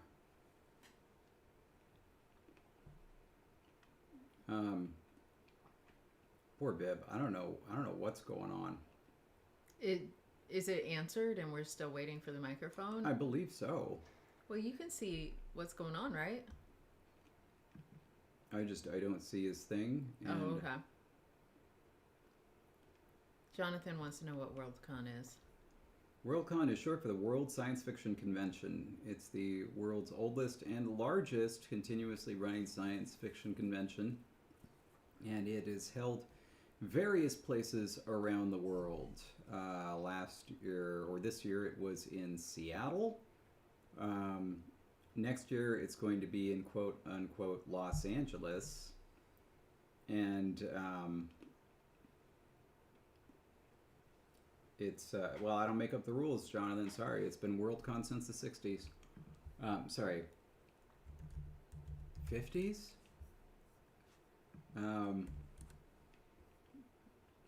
So it's like, kudos to you for pointing that out 80 years too late. Oh, it appears you've been by yourself in this call for more than 3 minutes. The Bandwidth Patrol has asked me to disconnect you to save bandwidth. Well, to say how old it is, Worldcon 50 was held in 92. Oh, yeah. So it was the 40s. If you've ever heard of the Hugo Awards, that's where those happen. Oh. Hey! Hello? Oh, there we go. it's Biblaridion. All right. It's YouTube's Biblaridion here. And Bib, I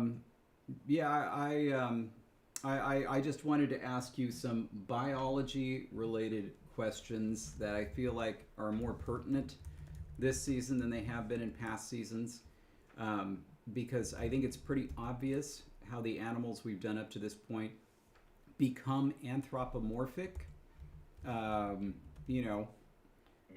with bats, since their hands are in their wings, I guess my question is, they're going to get bigger, right? We do want them to fly. Crucially, we want them to fly. But we also want them to be able to do things with their hands. And so how plausible is this? Well, first of all, is my audio sounding okay? It sounds great. For us, it's great. Yeah. Okay, good, because I'm getting mixed messages from my system here, but ignoring that for the time being. Mm-hmm. So, the question of the manual dexterity of these bats, it's an interesting conundrum, and we might have to get a little bit creative with it. My immediate thought, it's not a great solution, but it works. Mm-hmm. I think, is if you say, as you say, the wing of a bat is formed out of the forelimb, and you can see there's a membrane stretch between the elongated fingers, and we can imagine that the second finger, which is actually already a little bit shorter than the other fingers, that could sort of reconfigure and detach from the wing slightly and form like a separate digit, which could then become opposable with the thumb. So you'd get two opposing fingers, and then the remaining three fingers would form the rest of the wing. So it definitely wouldn't be as dexterous as the human hand, but they would still be able to grab and manipulate things. adequately, I think. Okay. Is this something that bats do now, like real bats? Do they ever kind of grab stuff with their wings as if they were hands, or no? Not that I'm aware of. The vampire bat does have a very well developed thumb claw that it stands on that has like, if I remember correctly, it has like three sort of pads on the sole of the thumb. Um, and it's a very powerful digit that they can use to hook onto things. But I don't know if there's any known instances of bats grabbing things per se. Okay. So this. Okay. But all right. So I see what you're saying then. And or bats, they pretty much all have 5 digits. Is that right? Yes, as far as I'm aware. Okay. And incidentally, I'm looking at the distribution of the vampire bat, and that does not seem likely for us. Correct? Well, you know, it's the future, right? And Okay. climate change is a thing, and humans, you know what they're like. They love to put species in places where they don't belong. So, I don't know. There could be a small population in Canada. I'm sure that could work just fine. Okay. Here, hold on a sec. I want to try to get an image to support what you're talking about and get it fairly large on the screen. Oh gosh, security check. Yeah, I'm human. Don't make me do. Okay, here we go. So now you can actually see what Bib is talking about. I think a bit better. So you can see these lines on the wing, right? We have the 5th finger right there, 4th finger, 3rd finger is that one. 2nd finger is the one you were talking about, and then there's the thumb which comes out. And so you're essentially. So you can see the 2nd and 3rd finger there are like quite closely associated with each other. They're like pretty much right on top of each other. So if the 2nd finger were to sort of shrink and sort of peel away from the wing, and then it could sort of form like almost a little opposable pincer with the thumb. Okay. And then of course that is one idea. There are other ideas. Okay, yeah, and then of course they have their little feet. Before we move on to the other idea, something that in general, like we can all think about as humans, imagine if all you had was your thumb and your forefinger. You could do stuff, but I don't know how much. Like, especially if you know it was really vital. Like, for example, like, I don't know, just imagine a sword, which is a weapon that some of our creatures might have. I don't know if you could really do a sword. Like, I don't know if that would be possible. I don't think you could balance it and hold it tight enough. What I'm hearing, though, is they can still do finger crochet. You only need the 2? Yeah. Okay, Because you just pull one over. Well, so they can still make scarves. I don't care if they can fight. Yeah. Oh, sorry. If you modify either one or both of the fingers so that they both have like a proper like fleshy pad, or even like in the case of the vampire bat where they have like a split pad, then that would make it easier for them to grip things in a similar-ish way to a human hand.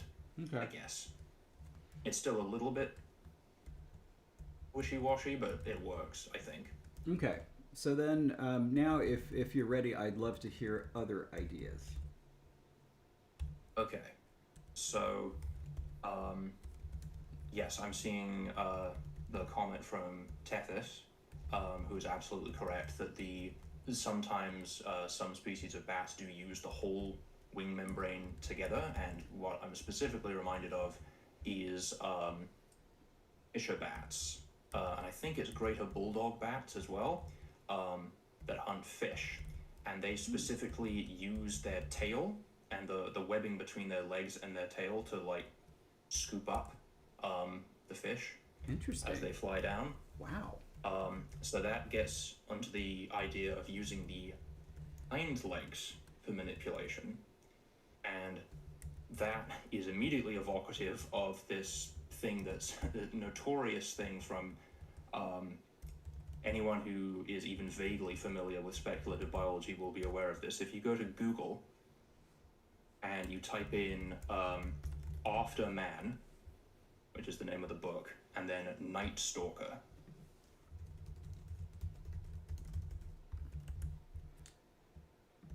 Okay. Oh dear. So I am only receiving the visuals on a delay, so I'm waiting to see. Yeah, there you go. So the Night Stalker is from this book, After Man by Dougal Dixon, which is a book about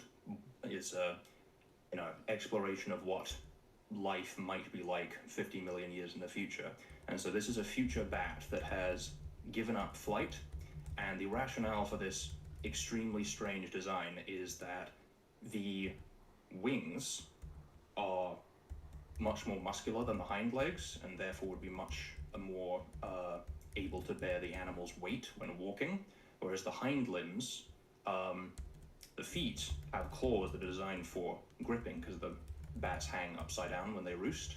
Yeah. And so the back legs have swung forward and turned into the manipulator limbs, while the wings have turned into these legs/arms, if you see what I mean, and the hind legs sort of hang over the front legs. Very, very strange design, but it's a possibility. Like, we don't have to necessarily go that crazy, but if we say that the bats just primarily use their hind legs for manipulation instead of the front legs, maybe they're really good at standing on one leg. Who knows? Okay. They can stand on one leg and then reach forward with the other leg and manipulate things with that. All right. Okay. Other ideas? Where does that? I mean, there's always. I feel like a lot of the time when people are considering how animals can manipulate the environment, they overlook the mouth and the jaws, because that's one of the primary means that most animals manipulate their environment. So there's always the possibility of using the mouth in conjunction with one of the other limbs to perform, more precise or more intricate or delicate movements. True. Yeah, I think those are all the ideas that immediately come to mind. They also might develop different styles of weapon based on their unique physiology that would be more easily manipulable. And so more things that involve, say, like if we're going with the thumb and forefinger root, things that involve both of them. But also, yeah, you could use the mouth too in conjunction with that. So yeah, I'm getting bat archers in particular. I feel like that's going to work. Okay. All right. So now, since we have you here, and I know that we're getting close to the end of our time here, thoughts on flight for our large bats? Just flight in general? Mm-hmm. Like whether they would be capable of flight? Yes. I'm hoping that they haven't gotten to a size where it would be just completely implausible that they could still fly. I don't think there's, unless you're imagining these bats as being like, the size of a 747 or something, I don't think there's any sort of upper size limit. The only real thing to consider there is competition with birds. But if they've become sapient, then that's not really an issue. Yeah. So I don't think you should concern yourself with that. Wonderful. Wonderful. All right. Well, thank you so much. And also, yeah, while I'm at it, just to elaborate more on the treadmill thing. Mm-hmm. So this was part of an experiment where, vampire bats are, I believe, the only known species of bat that's capable of running.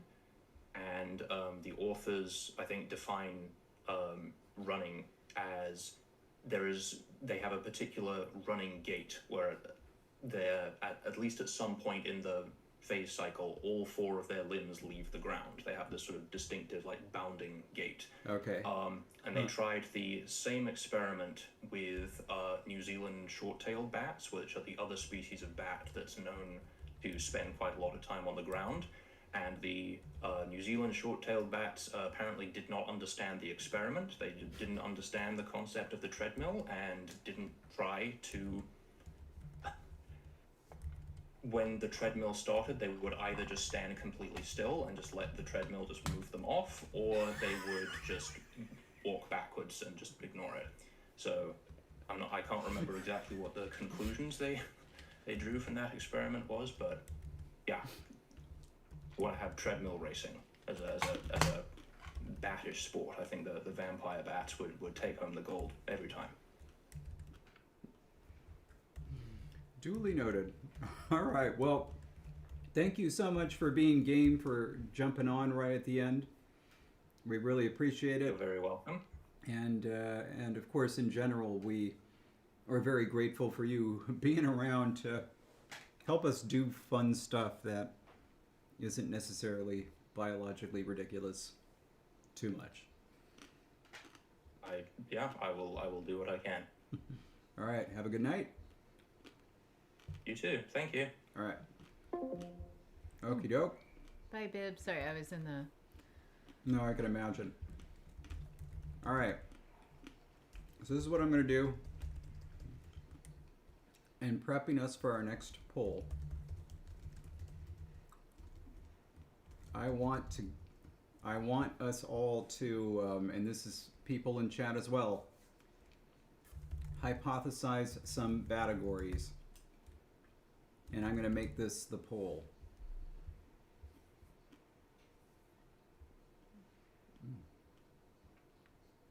Those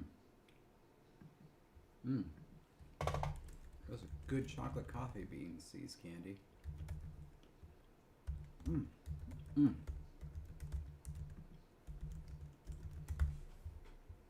All right.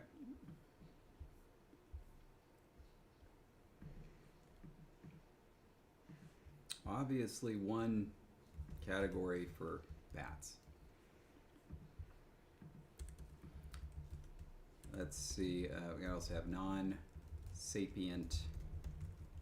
No, I'm sorry. Sapient non-bats.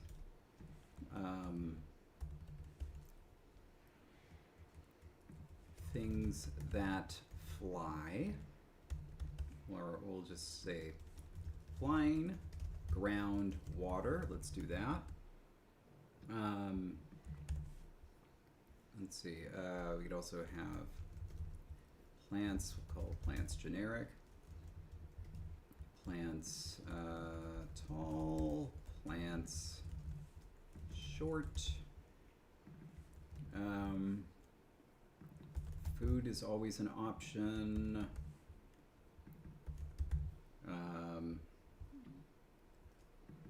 We'll call places in general.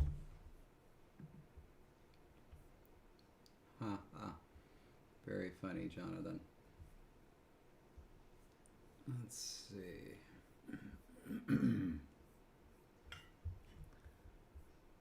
Okay. Tools. Go into Lexergy and give it a whirl.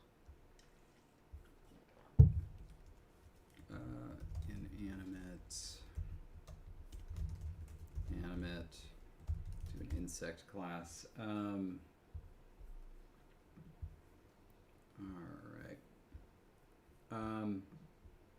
Oh gosh, I'm still on the... I was on Safari, no wonder nobody was helping out. But that's a good picture of a bat, though. It was. Alright, so we're gonna, since I'm still here anyway, we're gonna do... Okay, yeah. So our kina becomes kiena. Nice. Kesa. I'm sorry. Kesa. Yeah, it's because that's a short vowel. Oh, and I need to do minus long on the diphthongs. I just noticed that.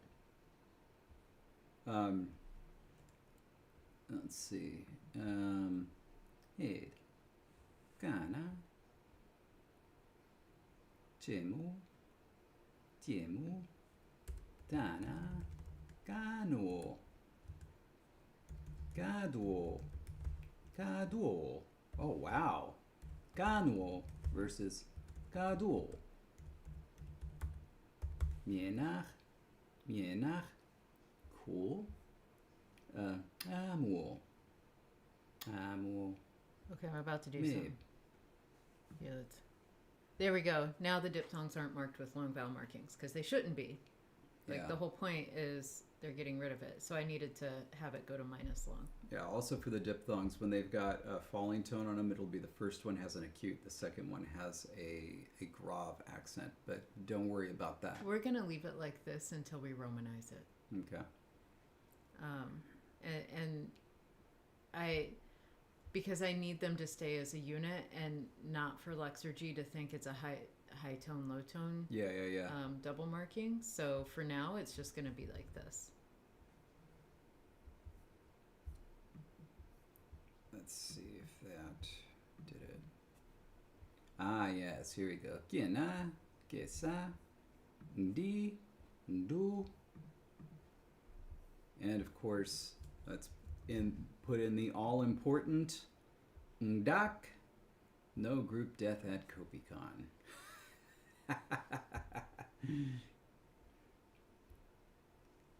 Gadul. Ganul. Gadul. This is some cool stuff here. Ganu. Manu. I really like the sound of this. I don't know what's up with. Oh yeah. Marangwo. Marangwo. Which one were No, you no, no. not? Oh, this one way down here? Yeah, because it's Slavic. That Yeah, that is yeah. what you. Marangwo. Yep. Love it. Whoa. Oh my gosh. Whoa. Oh boy. Oh. Oh boy. Here we go. Ah, This is gonna have to be a word. Whoa. that's awful. It's such a normal protoform. Oh my gosh. It's because the pre-nasalization is nasalizing the ah, which is Yeah. lowering it to an O. It's in an open syllable, Yeah. so it's lengthening. And then the U is lengthening, but it's not stressed. It's not stressed, so it's going to O, and it's in an open syllable. So whoa. Okay, That's awful. I'm writing it down. Writing it down. It's not necessarily going to be our first word, but it is going to be a word.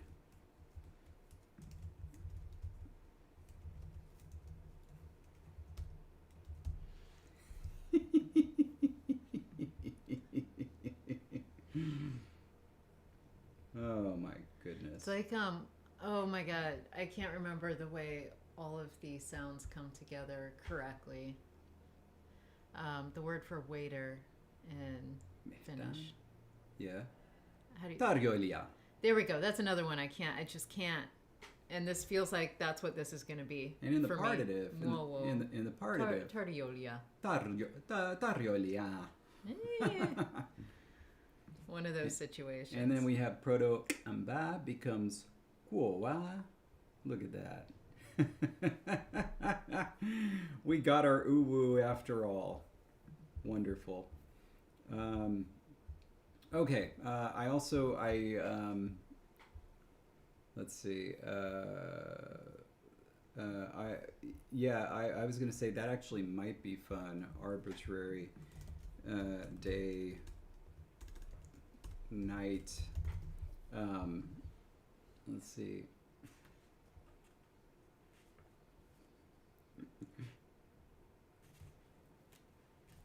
Any is bats versus doves a thing? I don't know. I don't know. I don't know. Oh my gosh, it's 4:06, babe. Yeah, it is. It is. But I think I have some ideas. Just gonna throw in light, dark, large, small.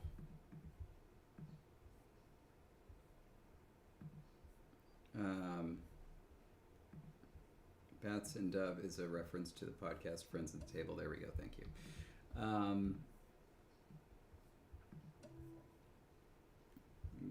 Throw an abstract.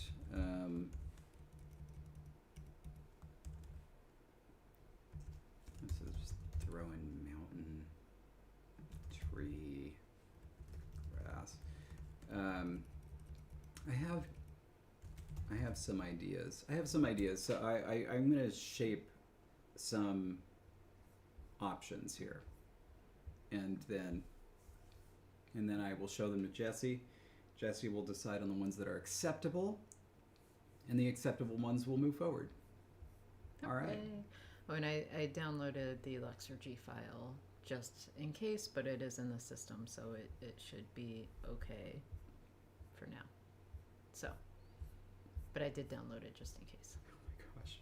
Biblaridion is still on the vampire bats. So another fun thing to consider if you went with vampire bats is that they have thermoception, which I don't know what that is. And you know what? I'm going to give it a quick look up just so I can tell people what it is. Thermoception or thermoreception is the sensation and perception of temperature, or more accurately, temperature differences inferred from heat flux. Don't we all have that? I don't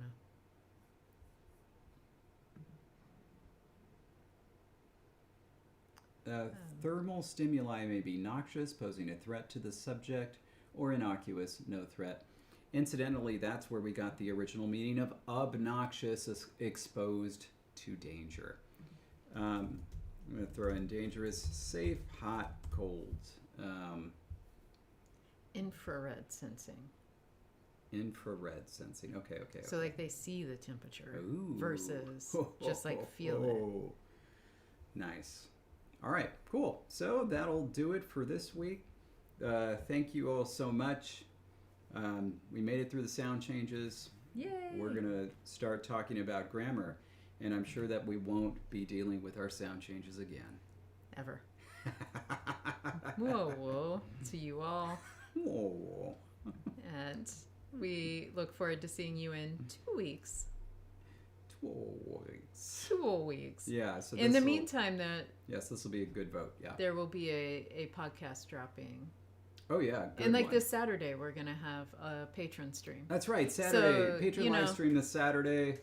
Podcast sometime after on December 1st. So look out for that. And then we will be back on December 4th. Yeah. So stay grammar, everybody.